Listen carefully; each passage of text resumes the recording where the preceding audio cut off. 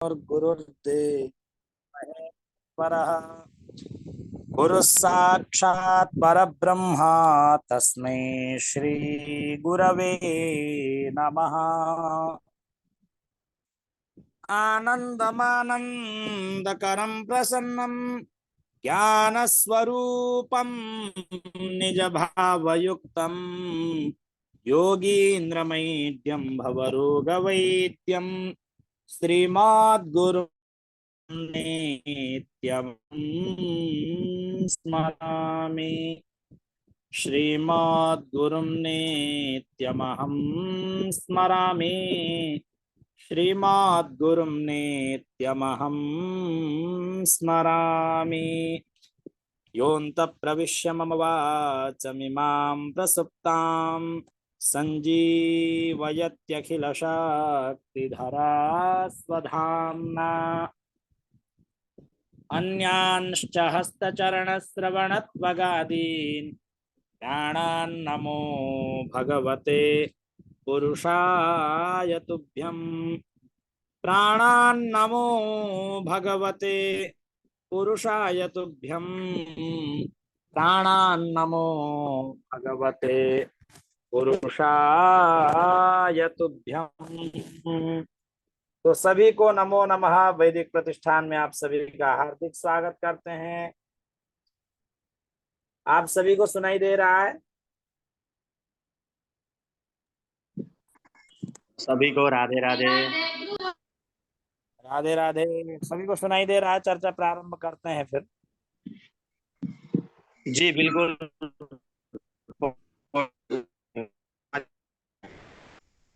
जी जी।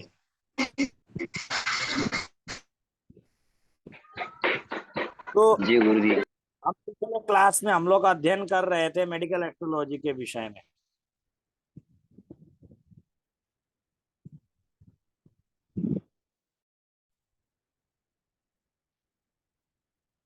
तो चलिए चर्चा परिचर्चा करते हैं प्रैक्टिकल कुंडलियों के माध्यम से।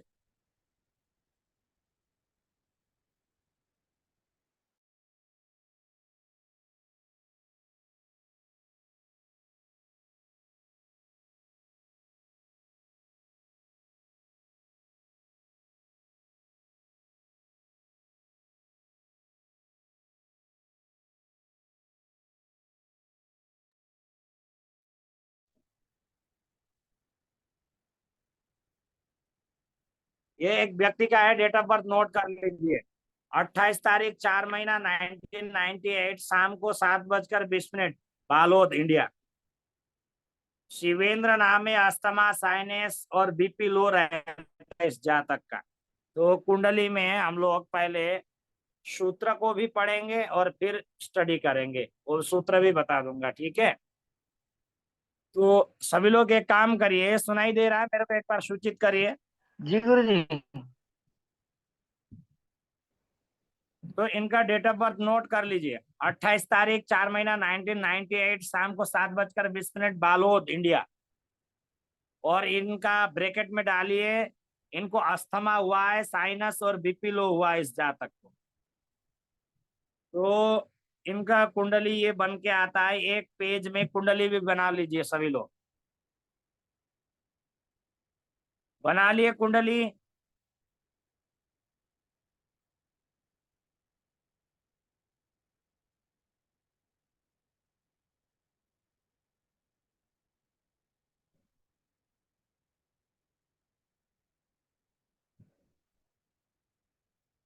तो चलिए चर्चा परिचर्चा करते हैं। अब सबसे पहले हम क्या पढ़ रहे थे? किसी जातक का बीमार, ये जो है ना पुरुष है जातक, ठीक है? तो हम लोगों का सबसे पहला सूत्र क्या था? जन्म कुंडली में अगर पुरुष का जन्म कुंडली में छठे घर में गुरु ग्रह बैठा हो या आठवें घर में गुरु ग्रह बैठा हो या गुरु ग्रह के साथ राहु या केतु का संबंध हो रहा हो, तो जातक बार बार बीमार होगा। इस जातक को क्या क्या बीमार हुआ था? अस्थमा हो रहा है। तो अस्थमा देने वाला जो ग्रह है कौन कौन से हैं? एक तो चंद्रमा है, एक तो गुरु ग्रह है, जन्म कुंडली में चंद्रमा भी पीड़ित हो रहा हो और आपका चौथा घर और पांचवा घर भी जन्म कुंडली का पीड़ित हो रहा हो। चौथा घर से अस्थमा का विचार करते हैं, चौथा और पांचवा घर भी पीड़ित हो रहा हो तो व्यक्ति को क्या होगा, डिप्रेशन होगा। चौथा घर और चंद्रमा पीड़ित होगा तो क्या होगा, अस्थमा होगा।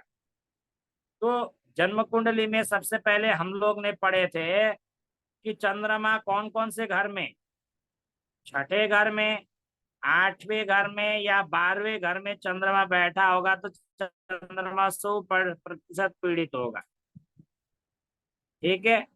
अगर किसी के जन्म कुंडली में चंद्रमा भी पीड़ित हो रहा हो और चौथा घर भी पीड़ित हो रहा हो तो अस्थमा होगा, फेफड़ों से संबंधित श्वास लेने में दिक्कत परेशानी होगी। समझ में आया कि नहीं आया गंगाराम जी, हरि शर्मा जी? जी थोड़ा थोड़ा आ रहा है। ग्रहों से संबंधित बीमारियां मालूम है कि नहीं है? सूर्य ग्रह क्या है, हार्ट, हड्डी, पित्त की थैली, गोल ब्लडर, माइग्रेन, सर में चोट इत्यादि है, और गैस, एसिडिटी, दाएं आंख, ये सारा इसका कारक ग्रह कौन है, सूर्य है। सूर्य जन्म कुंडली में पीड़ित होगा तो सूर्य से संबंधित रोग होगा। चंद्रमा क्या है, मानसिक रोग, लंग्स, अस्थमा, साइनस, कफ, सिर दर्द, जुकाम इत्यादि, डिप्रेशन।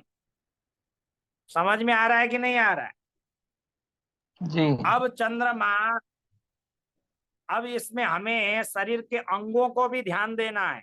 शरीर का अंग कौन कौन से, अब देखिए जन्म कुंडली में देखिए यहाँ पे चंद्रमा 6, 8, 12 घर में 100% पीड़ित हो रहा है। तो यह चंद्रमा पीड़ित हो रहा है, सभी को दिखाई दे रहा है।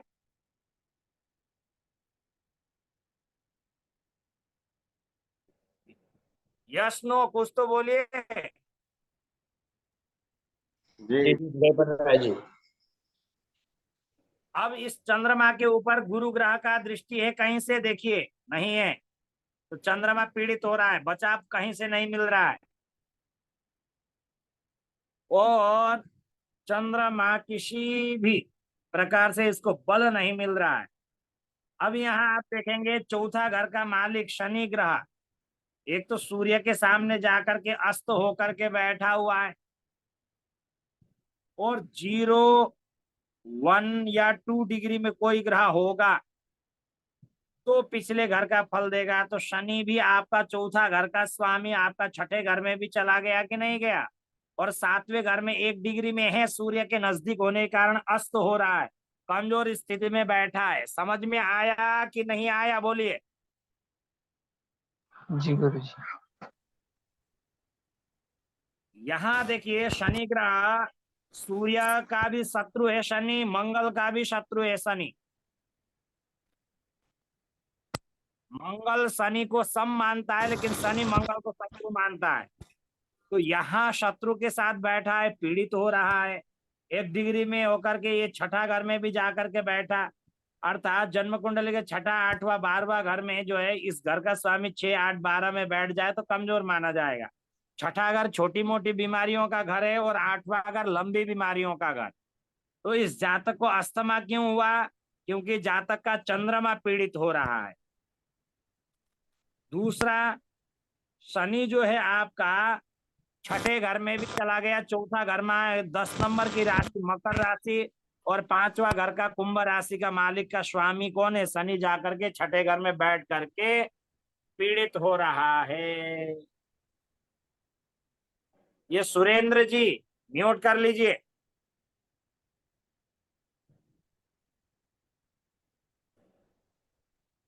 हरि शर्मा जी, गंगाराम जी, नितेश जी, पंकज जी, रामदहाल जी, सीताराम भैया जी, समझ में आ रहा है सभी को? आ रहा है गुरु जी। जी गुरु जी। अब इसको साइनस, अस्थमा को तो मालूम चल गया। अब इस जातक को साइनस की परेशानी क्यों हुई, अब उस चीज को भी देखिए। साइनस के लिए 2 चीज जिम्मेवार होता है। साइनस कहाँ होता है, जो नासिका में श्वास लेने में दिक्कत होती है वहां जो है क्या होता है, क्या मांस बढ़ जाता है। समझ में आ रहा है कि नहीं आ रहा है सभी को?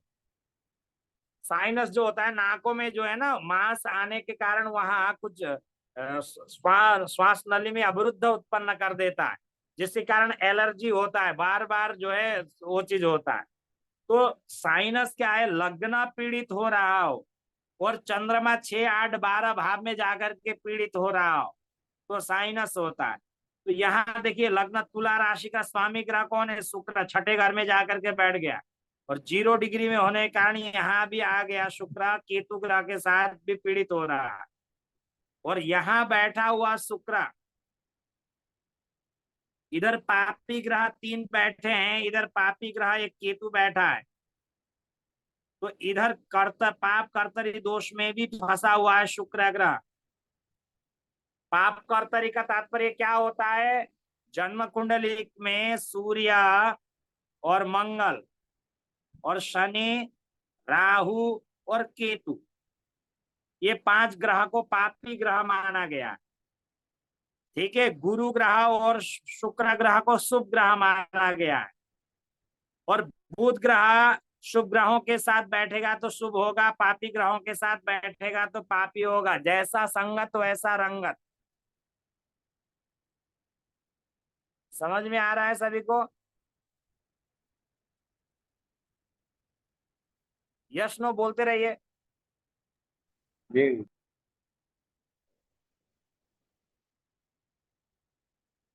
तो इसके बाद आप लोग देखेंगे चंद्रमा का कंडीशन है।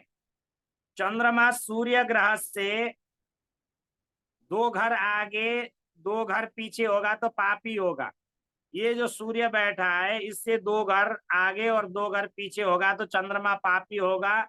सूर्य के साथ बैठेगा तो चंद्रमा पापी होगा। सूर्य से अगले घर में और पिछले घर में 2 घर आगे 2 घर पीछे। ऐसा क्यों, आपका प्रश्न हो सकता है। समझ रहे हैं क्यों ऐसा? देखिए, ये जो आपका सूर्य है,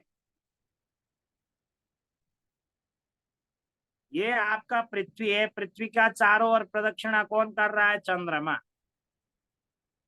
जब चंद्रमा यहाँ है 0 डिग्री से लेकर के 90 डिग्री अष्टमी तक, और इधर ये शुक्ल 1 डिग्री से लेकर के 90 डिग्री तक मतलब प्रतिपदा, शुक्ल पक्ष की प्रतिपदा से लेकर के अष्टमी तक, और इधर कृष्ण पक्ष का आपका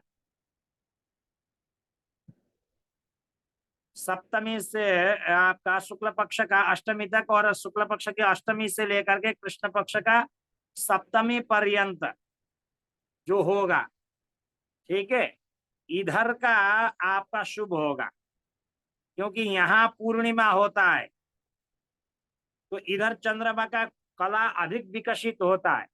तो सूर्य से शुक्ल पक्ष की अष्टमी तक और कृष्ण पक्ष का आपका अष्टमी से लेकर, मतलब शुक्ल पक्ष का अष्टमी से लेकर के कृष्ण पक्ष का सप्तमी पर्यंत, ये चंद्रमा जो होता है शुभ होता है। सूर्य से दूर होने के कारण सूर्य का भरपूर प्रकाश चंद्रमा को मिलता है, जिसके कारण चंद्रमा बलशाली माना जाएगा। और आपका जैसे ही कृष्ण पक्ष का अष्टमी तिथि से चंद्रमा अधिक क्षीण होने लगेगा, आगे जैसे जैसे बढ़ेगा सूर्य के नजदीक होगा तो ढकता हुआ चला जाएगा। अब कैसे वो पापी होगा, इस चीज को आप इस चित्र के माध्यम से जानिए। जैसे कि सूर्य का प्रकाश ये चंद्रमा के ऊपर पड़ रहा है, तो हमें पृथ्वी के तरफ से देखने पर सूर्य के प्रकाश को चंद्रमा रोक देता है, जिसके कारण हमें अंधकार दिखाई पड़ता है। समझ में आ रहा है कि नहीं आ रहा है, बोलिए।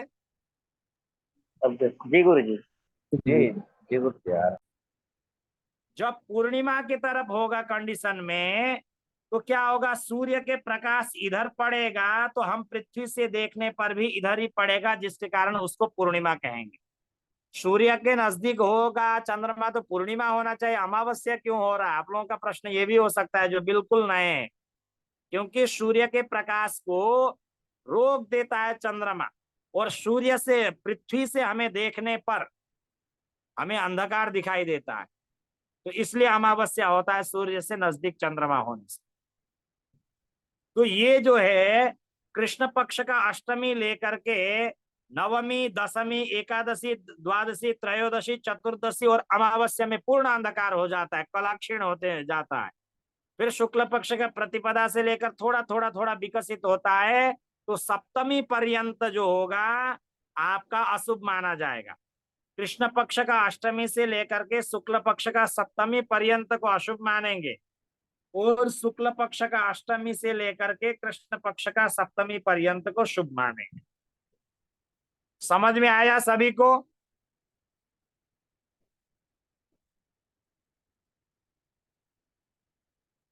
यस नो बोलिए, कुछ तो बोलिए, फिर आगे बढ़े।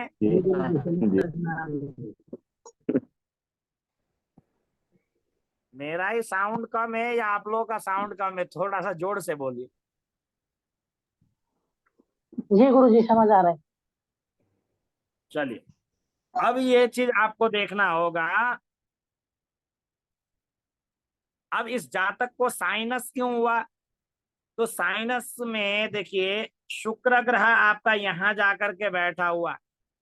अब देखिए, पाप कर्तरी में मैंने पढ़ा था क्या क्या, शनि, राहु और केतु और सूर्य और मंगल।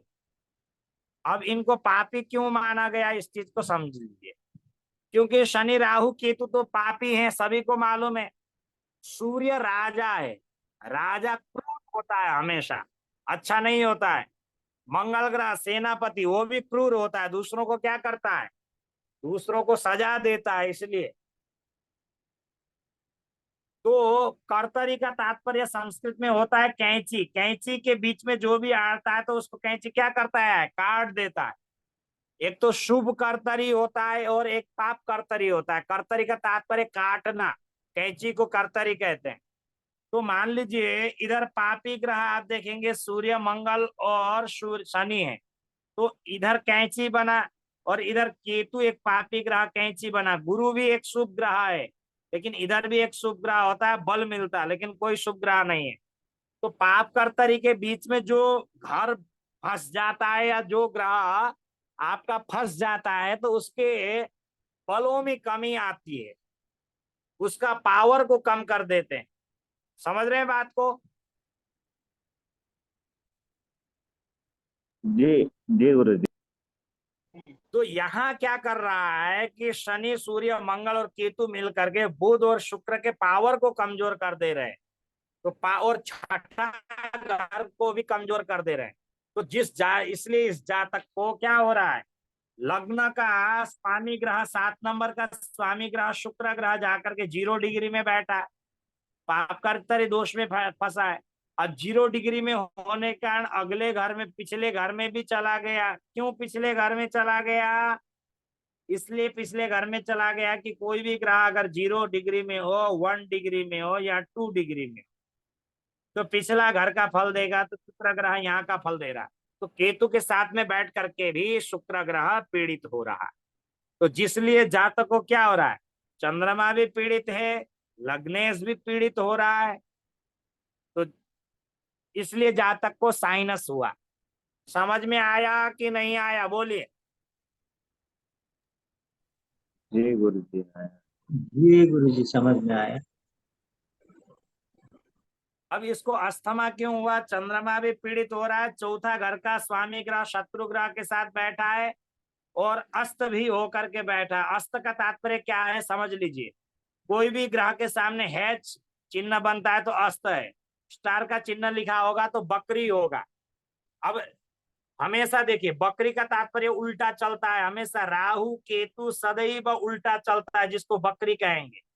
उल्टा का तात्पर्य क्या है, एक के बाद सभी ग्रह 2 में जाएंगे, 2 के बाद 3, 4, 5, 6 ऐसे बढ़ेंगे।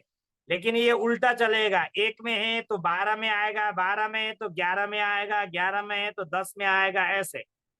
समझ में आ रहा है सभी को? जी गुरु जी समझ में आ रहा है। हाँ आ गया गुरु जी। सूर्य और चंद्रमा सदैव मार्गी होते हैं। मार्गी का तात्पर्य सीधा चलते हैं।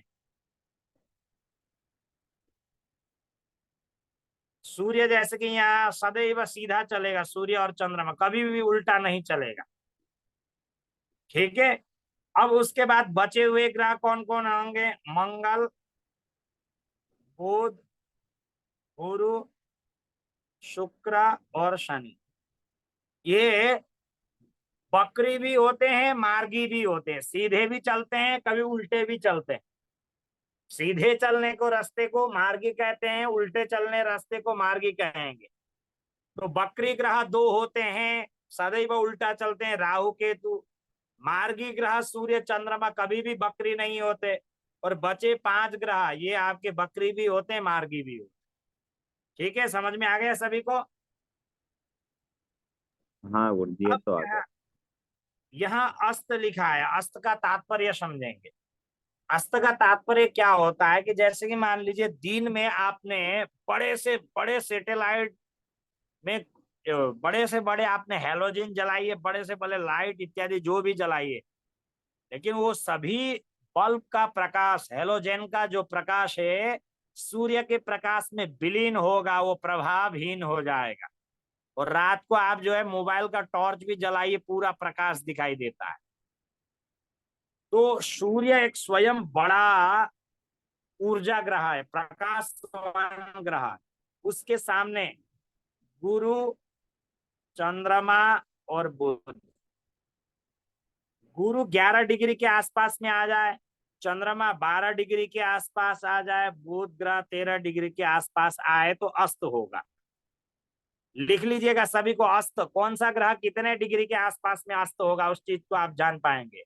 अस्त होगा तो कमजोर माना जाएगा। समझ में आ रहा है?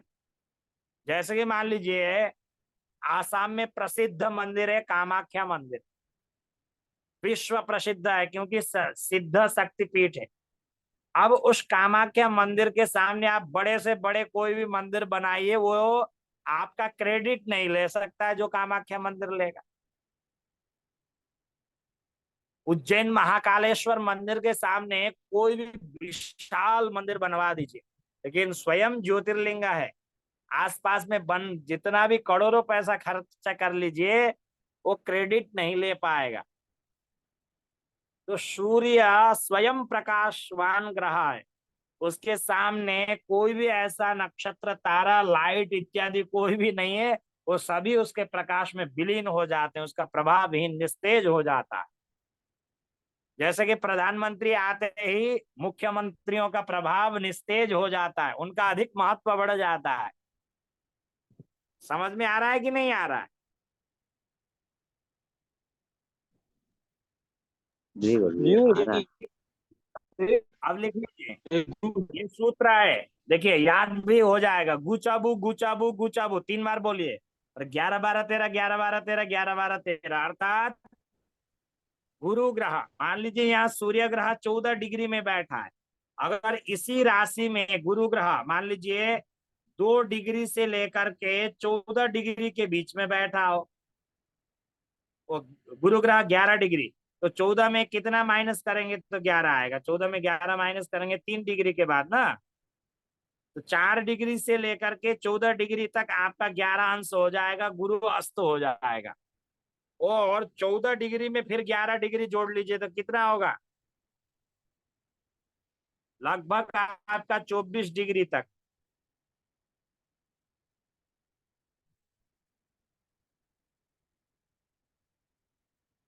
चौदह डिग्री में 11 25 डिग्री होता है लगभग आपका।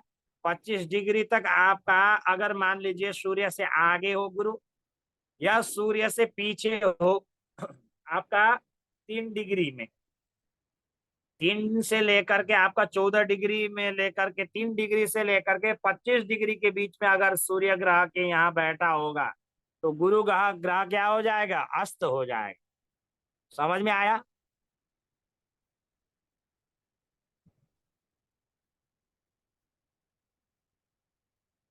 कि नहीं एक आया, बार बोलिए। पुनः बता दीजिए, पुनः बता दीजिए।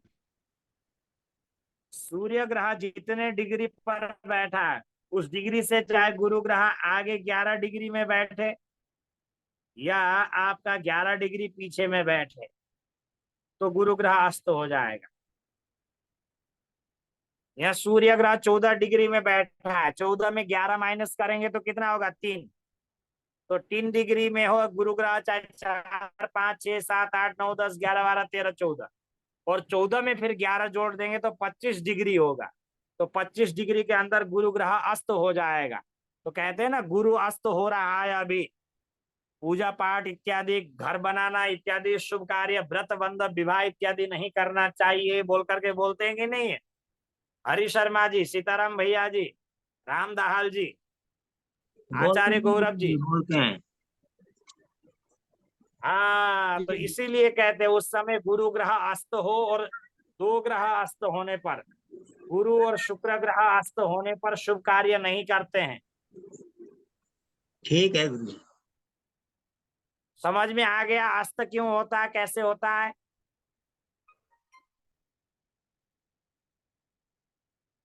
गौरव जी। जी। अब आते हैं, आपको गुरु ग्रह का समझ में आ गया, चंद्रमा और बुध। गुचाबू गुचाबू गुचाबू 3 बार बोलिए, 11 12 13 क्रम से, ठीक है। बुध ग्रह को अस्त होने का दोष नहीं लगता है, बाकी ग्रहों को लगता है, इस चीज ध्यान देना। सूर्य का हमेशा नजदीक रहता है बुध ग्रह, इसलिए इसको अस्त का दोष नहीं लगता है, बाकी ग्रह को लगता है। तो चंद्रमा 12 डिग्री, सूर्य ग्रह से चंद्रमा 12 डिग्री पीछे होगा तो अमावस्या होगा, और 12 डिग्री आगे होगा तो शुक्ल पक्ष की प्रतिपदा होगी। तो इसलिए हम सूर्य ग्रह से 2 घर आगे और 2 घर पीछे होगा तो पापी चंद्रमा मानेंगे, वो क्षीण चंद्रमा, वो बलहीन चंद्रमा मानेंगे। सबसे ज्यादा बलहीन मानेंगे सूर्य ग्रह से पीछे 12 डिग्री के अंदर हो। समझ रहे, उस दिन अमावस्या होता है। और बुध ग्रह 13 डिग्री में अस्त हो जाता है। समझ में आ गया सभी को? गु चाबू लिख लीजिए सूत्र, गु चाबू लिख लिए सूत्र। 11 12 13। आपको कोई भी पूछ सकता है कौन ग्रह कितने डिग्री में अस्त होता है।